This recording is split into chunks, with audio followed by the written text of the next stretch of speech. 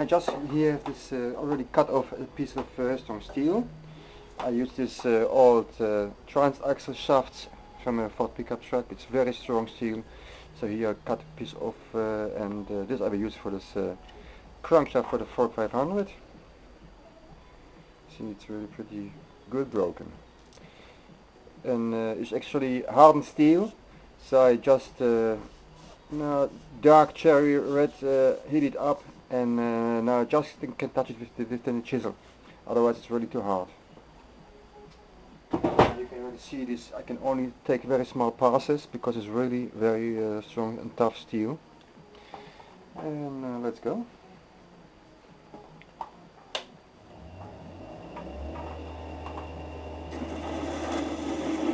Oops, more power. Less.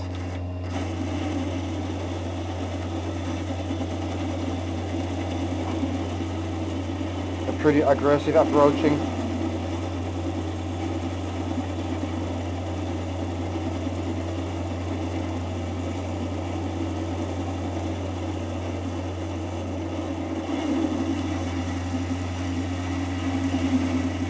As you see, only very small chips.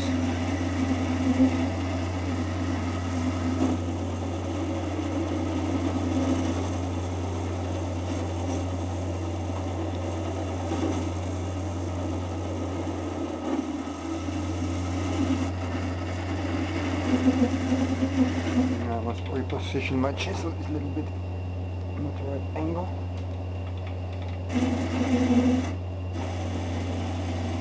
Yeah, that's better. You see it already come off blue, so it's really very hot. A lot of friction.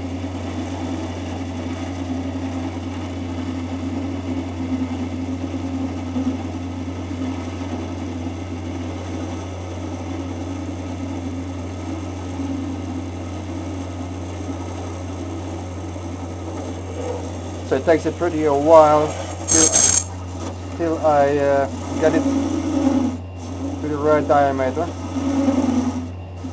And later I will approach it in turn with this chisels with this plate inside. Our metal plate is much more better, much more finer, but for the raw cuts I use just this plate and chisels.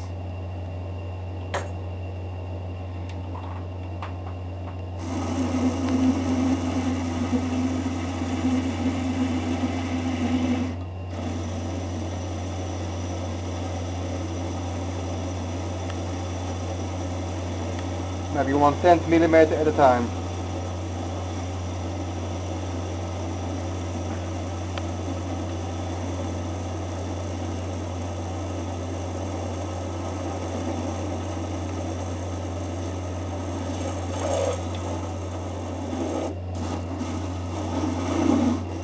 Still pretty hard.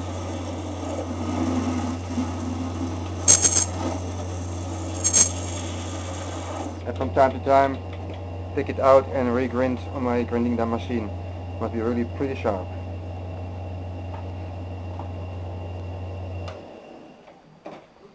And also you can see now my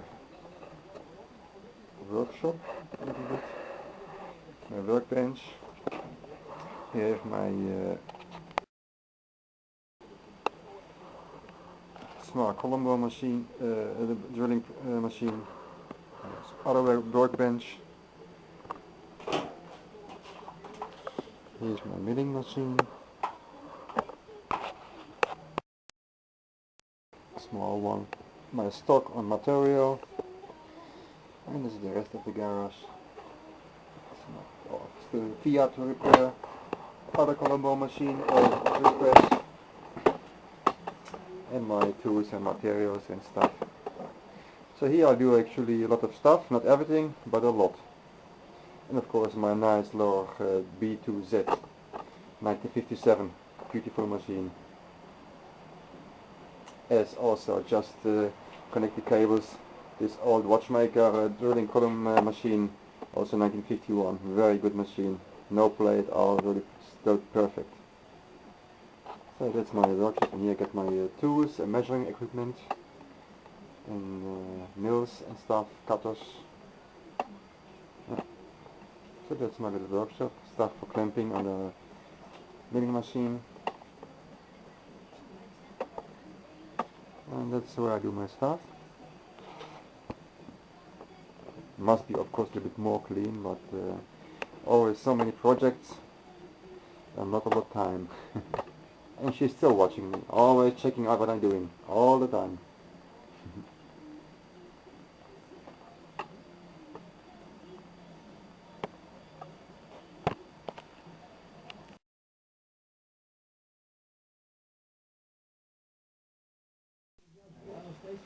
So now we a little bit piece further. The target limit of the shaft is about yeah, a little bit. I make them a little bit bigger because it has a little bit play. It's about 9.5 millimeter, and now I am about 9.7. So I'm pretty close. So I take next pass 1/10 of a millimeter, and I change for a different chisel. As you can see, this is much more sharper and give a nice result. And later I will start with the grinding. So, okay.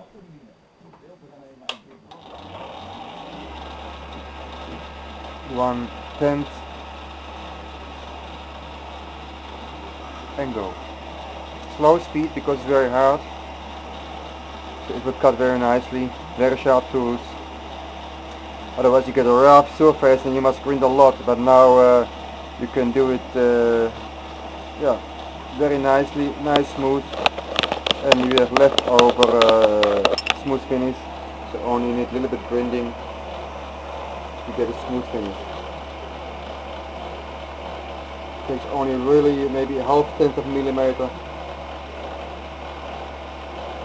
So yeah, very close now. I also already bring my BA tops and dies.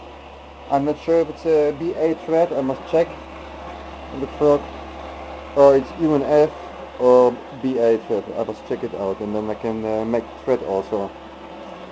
And you can see also here from the glow version it has this flanges here and a groove, and for the breaker points this stuff, but this I don't need because this is a glow engine and it's okay like this. I must watch my machine of course, a little bit to do. Now gets the surface much more better as with this other chisels because they're ready for the raw cutting.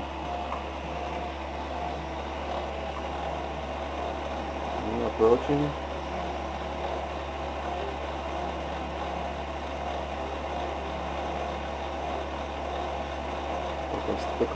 Stop the camera here because I must check it that it's not running in my chip.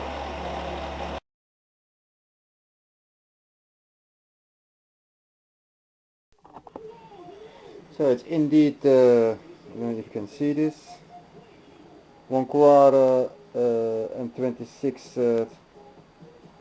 size BSF. So I checked the whole shaft and this fits perfectly. So this is all we use to make the proper thread on the shaft, and then we can go further.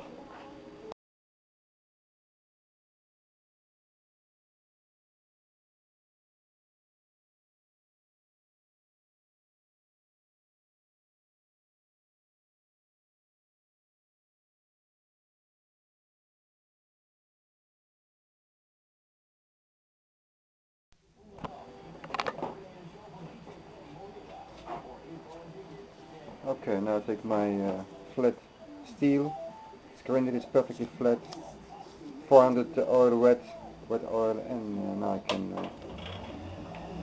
start grinding my shaft. Approaching very slowly, measure with the micrometer all the time between 2 points to make sure it's absolute cylindric.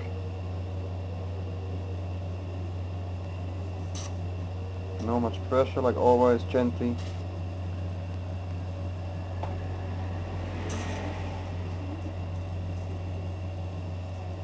And always measuring all the time.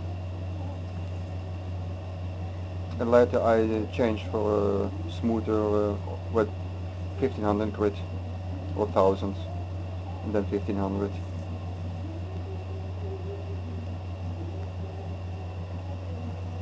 But I notice I make some grooves from the turning. I hope it will not affect it a lot. It will still disappear, but we will see. It's not a big disaster because you can keep the oil also inside then, but I like a surface what is shiny and smooth. So we will see if it's left material enough.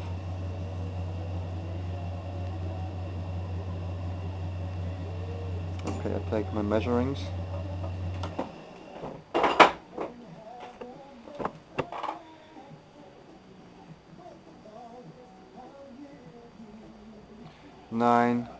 .575, 585, so it is here a bit thicker, so I must more concentrate on this part, this section. And also you can feel it's a little bit smaller here. It's 10 thousandths to 1/100th. Nothing happens.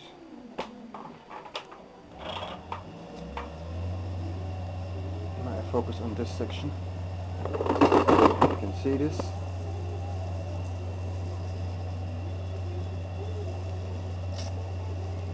.100 is not so much.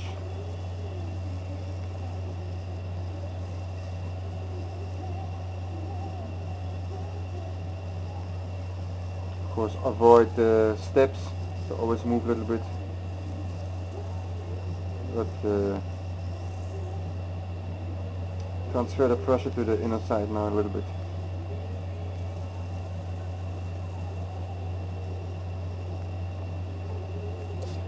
And check again.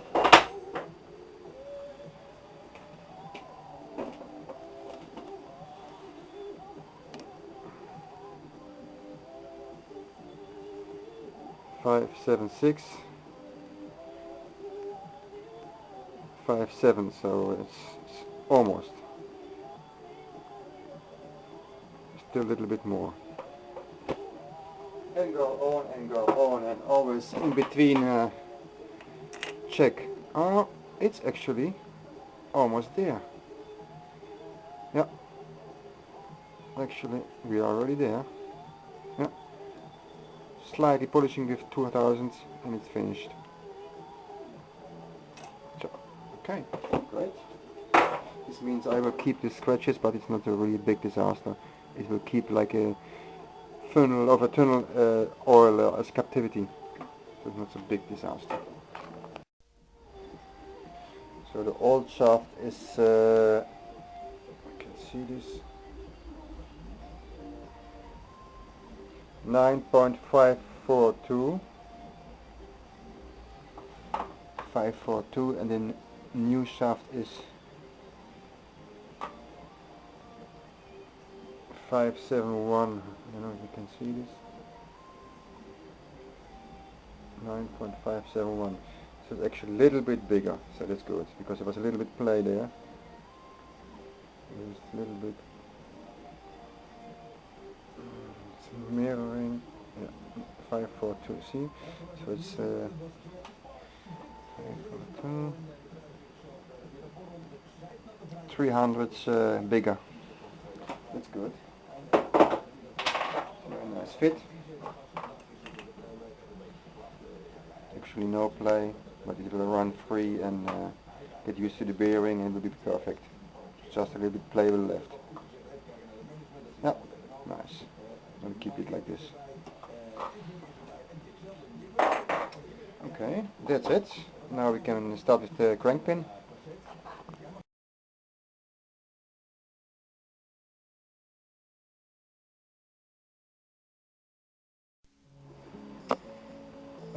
I just take a look at the shaft, and actually the shaft is itself drilled much more than actually needed. See? So I will not drill this shaft more than necessary. It's about oops, I think about 13 millimeters or so. I will make this hole like this, about 40 millimeters deep. It's more than enough and keep the shaft more stronger out. It's not necessary to make it so thin all over. Anyway, this will be anyway the weakest section, but yeah, every little bit helps. Okay, let's drill it.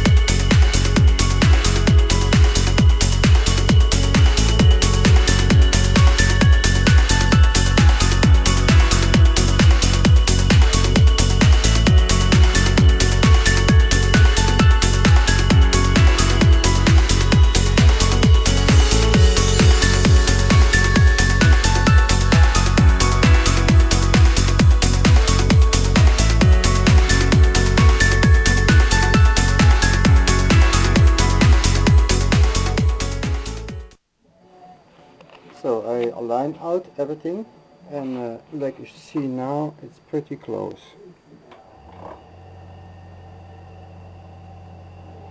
That's great. So now I can make the crank pin. Okay, and now slow passes because it's out of the middle, so I can only take small steps and not too much speed because it will be, the muscle, it will be too big what's spinning around and out the middle. So this actually takes some time, but if you have no hurry, it's okay. And a sharp tool, of course, because the shaft is only clamping in the tool. It's pretty tight, but anyway.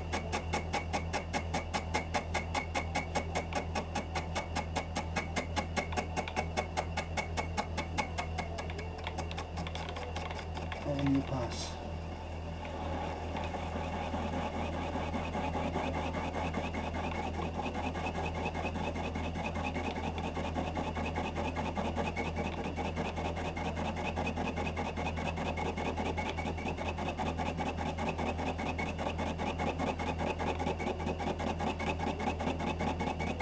And if the shaft will maybe move, you will see it right away because the center hole of my crank pin will be not running through anymore. Then you must stop aligning it again.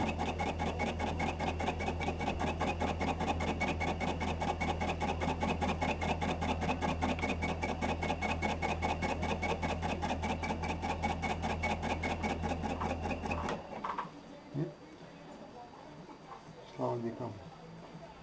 So this will take at least, I think, 1 hour till the pin is visible. Catch you later.